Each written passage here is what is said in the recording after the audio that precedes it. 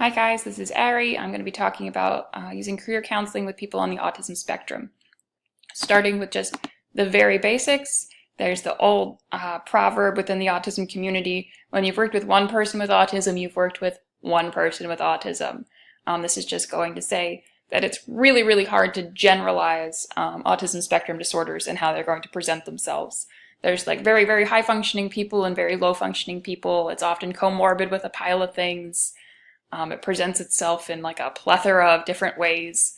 So choosing them as a population to present on is a little tricky because it's hard to generalize things. There's a couple things, and I found some really useful techniques, but it is hard to generalize the whole disorder. Moving on. Only 6% of people on the spectrum are competitively employed. This means that they have full-time employment. This is problematic. We can be doing much better. They just require a little more support than the rest of us. Going forward with that, the US only had 40% of people with ASD were ever employed. That's like partial employment. That's just for a little while, as opposed to Canada, which is up at 50%, 56%, which shows that we can be doing much better. A sort of scary statistic, but shows the importance of our job and the value we can have, is that if a person with ASD does not find employment immediately after graduation, whether that's high school or college, they have a 70% chance of never finding employment. Obviously, people with autism are a really valuable resource that contribute to the workforce. People with autism aren't different than neurotypical people. I'm using air quotes, you can't see me. Obviously, they just want to feel fulfilled and valued, and they have talents and abilities that they can share, and they want to do that. Just requires a little bit of support from us. Finding the careers can be challenging due to the social deficit they struggle with. So they do require support from their families, their employers, and of course, career and guidance counselors. Which we help with social skills, practical knowledge, and formation of self-knowledge, and helping them learn to advocate for themselves when we can't be there to advocate for them. Often that like interview to getting into a college or getting into a job is like the big hurdle, and if we can help them get through that, they're like good to go. How does theory relate? Starting off with Holland's theory, I think this is generalizing that most people with autism would pull away from the social corner of his little diagram, and they would suggest jobs that don't have a high degree of social skills necessary. Not to say that they can't use it, but less of a demand on it. This is emphasized by Temple Grandin, who's a famous scientist with autism. She agrees sort of with that in her article, Choosing the Right Job for People with Autism or Asperger's. Asperger's is just the old term for what's now referred to as type 1 autism. She emphasizes that there are jobs possible for everyone in the autism community, even for nonverbal ASD adults. We just have to be realistic about the abilities that everyone has and figure out ways to adapt and accommodate for their needs, and be realistic about the skills and abilities that they have. Moving on to Super's Life Rainbow. It's super relevant because autism can affect sort of all parts of that rainbow. And that can be challenging, but it's also can be really supportive. Like if they can get support from their family, friends, counselors, employers, coworkers, they can do well in the other aspects of their life. Offering that support is much more necessary with this population that often struggles to verbalize and ask for it. But also recognizing that they have different roles in their lives besides just their diagnosis of autism.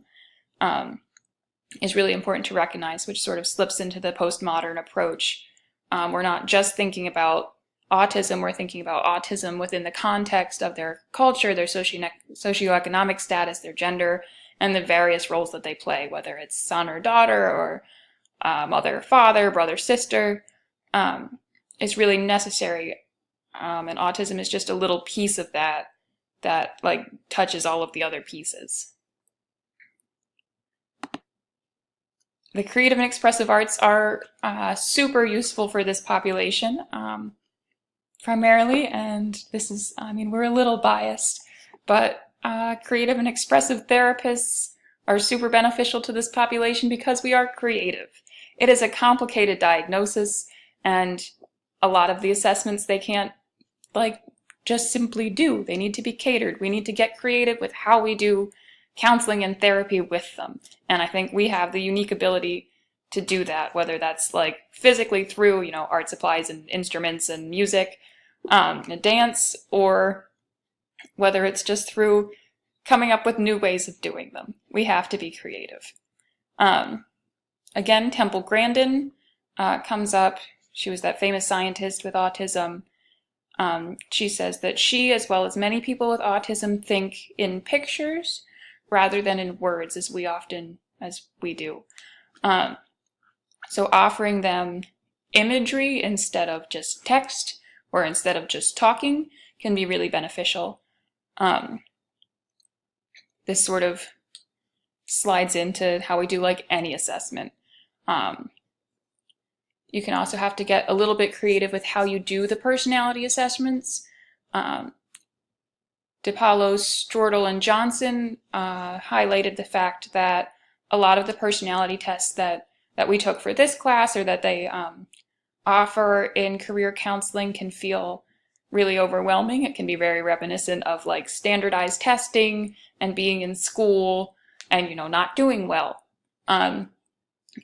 And, you know, it's your future that you're getting graded on. So that can be really, really anxiety provoking.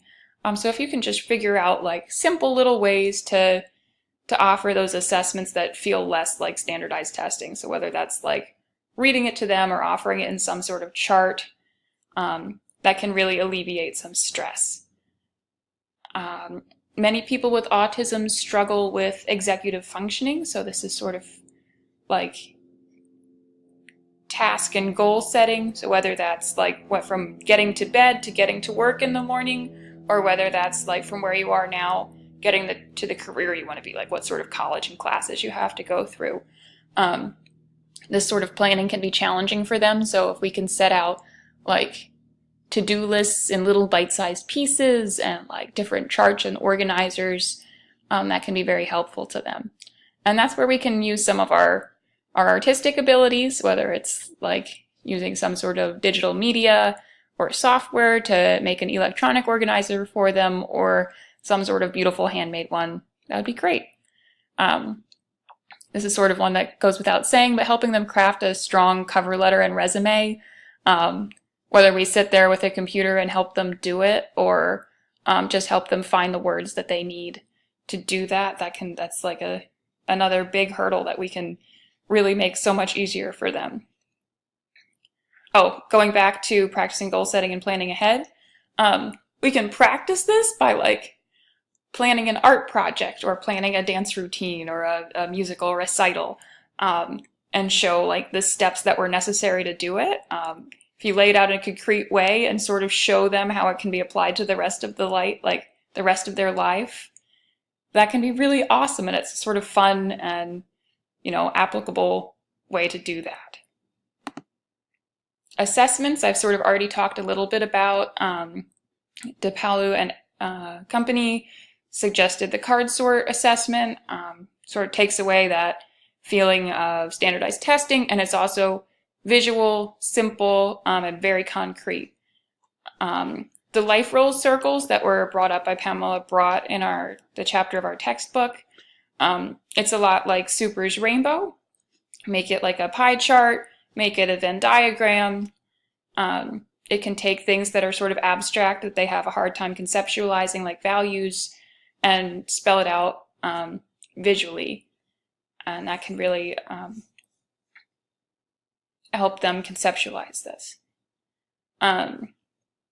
This sort of goes back to mapping out the steps that they need to achieve their goals. They can sometimes struggle with that, and we can help them spell that out simply. Concretizing their interests, skills, abilities, and things that they should avoid. This is, figuring out their triggers and things they can't have at work, what their skills are, either at a specific level or a more general level, to help them figure out what sort of careers they should go into. Best practice, get that career counseling early. The earlier the better. That was in like all of the resources that I read. The people with autism that got career counseling and the people that got it early did the best at finding careers and getting into college.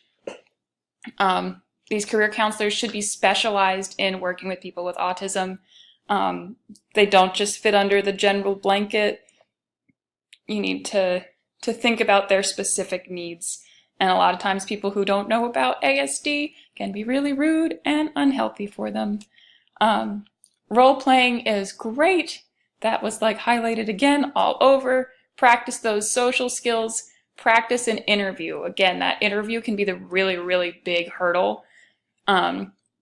So go over some interview questions. Practice like figuring out like facial cues and body language. That's really healthy and helpful, not just for career counseling, but for like their whole lives. If you can get them a peer mentor that again is well-versed in ASD and or counseling, that's great. Like a grad student, like one of us, would be awesome at like taking them under their wing, showing them what a day of classes is like, giving them an example of a syllabus, giving them an example of a class schedule. That's super beneficial to them, as like hands-on and concrete as it can get, is really, really helpful to them as well. Group therapy and networking, again, helps them practice their social skills. It also offers them like a support system. Oftentimes people with ASD, again, that the social deficit can really make issues with them making friends. So offering them a support system that they can go to is really beneficial and lovely. And it can also act as a sort of modeling. So if you have one person from group that's going away to college or getting their own place, they can see that, wow, this is something that I can really do. The sky's the limit. And there's lots of studies that show that young adults listen to their peers way more than they listen to adults. So that's not just people with autism, that's everybody, and they're no exception to that rule. Ethical considerations. The big one is disclosure of the disability. So if you disclose it like that you have autism too early and that you're going to need a ton of accommodations, they don't have to like offer you the job. But if you don't like say that you have a disability, you might have trouble receiving accommodations later. This is where, career counselors really come in. They do their research and can help them out. But that is one that you have to sort of tiptoe around. We can help them sort of once they leave our little space by helping build their self-knowledge and advocacy. This just means like teaching them how to look this stuff up, teaching them about themselves and how to tap into that. It's really important. The other like little weird ethical consideration is like there's no medication for autism, but it's really often comorbid with things like anxiety, depression, which we do have medication treatment for. You just never want to over-medicate anybody or give people medicine when they don't really need it. That's about at the end of my presentation. Again, some of these sources are really, really powerful because they actually offer the autistic voice, such as Temple Grandin. Other resources like the Delphi study was a little frustrating because they only asked people who worked with people with autism, not like people with autism, making it like already a source away from helpful. So when we can get get information directly from the autistic community, I think we should. Thank you.